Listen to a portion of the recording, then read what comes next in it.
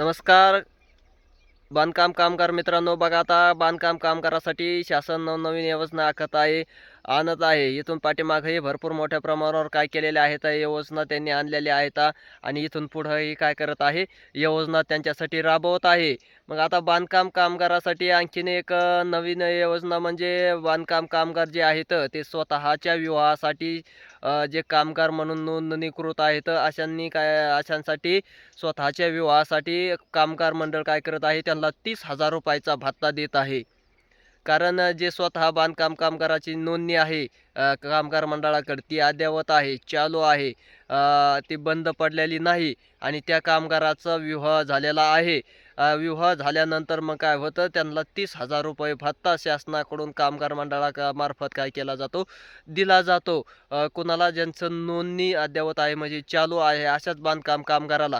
त्यानंतर त्यांचं विवाहाला 30,000 रुपये दिल्यानंतर त्यांच्या डिलेव्हरीला पत्नीसाठी डिलेव्हरीसाठी 2 अपत्याला काय केलं जातं, नॉर्मल जर डिलेव्हरी झाली ना तर 15,000 रुपये काय केले जातात, शासनाकडून दिले जातात.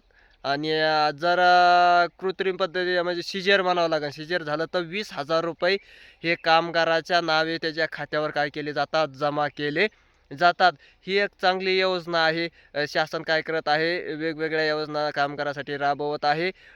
तुम्ही काय करू शकता, जे बांधकाम कामगार आहेत ते नोंदणीकृत ज्यांची नोंदणी अद्ययावत आहे, चालू आहे, अशाने काय करायचं आहे, अशा बांधकाम कामगारांनी ह्याचा फायदा घ्यायचा आहे. कारण नॉर्मल डिलिव्हरी झाली तर 15,000 रुपये मिळतात. त्यानंतर शस्त्रक्रियाद्वारे म्हणजे जर डिलिव्हरी झाली तर त्यांना 20,000 रुपये काय होतात, दिले जातात. त्यानंतर बांधकाम कामगाराचा जर कामावर असताना मृत्यू झाला तर त्याला 5 वर्षासाठी प्रतिवर्षी 24,000 रुपये काय केले जातात, दिले जातात. म्हणजे जवळपास 5 वर्ष त्यांना 24,000 रुपये मंजूर केले जातात आणि त्यांच्या खात्यावर मग वारसाच्या वर्ग केले जातात, म्हणजे टाकले जातात. त्यानंतर बांधकाम कामगार जर कामगाराचा मृत्यू झाला तर त्यांच्या अंत्यविधीसाठी सुद्धा काय करतात, कामगारामार्फत 10,000 रुपये काय केले जातात, अंत्यविधीसाठी दिले जातात. हे असे वेगवेगळ्या योजना काय करत आहे, शासन राबवत आहे. ज्यांना काय याचा लाभ घ्यायचा असेल ते काय करू शकतात, ज्यांची नोंदणी चालू आहे, अद्ययावत आहे, अशा बांधकाम कामगारांनी काय करायचं आहे, याचा लाभ घ्यायचा आहे.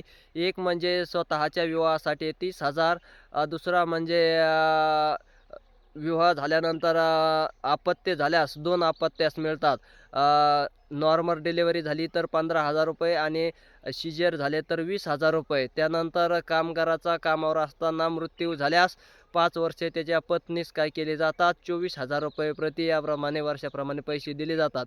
त्यानंतर कामगार मेल्यानंतर त्याचा अंत्यविधीसाठी सुद्धा काय केले जातात, 10,000 रुपये काय केले जातात, कामगाराच्या नावे टाकले जातात. ह्या विविध काय आहेत योजना आहेत, चांगल्या आहेत. जे बांधकाम कामगार म्हणून ज्याची नोंदणी आहे ते काय करू शकतात, डिलेव्हरीच्या किंवा मग स्वतःच्या विवाहाच्या लाभाच्या योजना काय करू शकतात, तुम्ही घेऊ शकतात. ह्या चांगल्या योजना शासन काय करत आहे, कल्याणकारी मंडळामार्फत बांधकाम कामगार मंडळामार्फत राबवत आहे.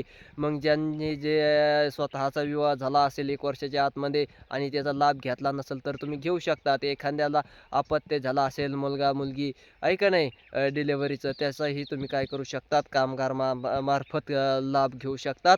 शासन वेगवेगळ्या चांगल्या योजना काय करत आहे, राबवत आहे. जे ह्या योजनेपासून वंचित असतील त्यांनी काय करायचं आहे, आपल्या व्हिडिओच्या डिस्क्रिप्शनमध्ये लिंक टाकलेली आहे, त्या लिंकवर जाऊन तुम्ही अधिकची माहिती घेऊ शकतात, पाहू शकतात. धन्यवाद.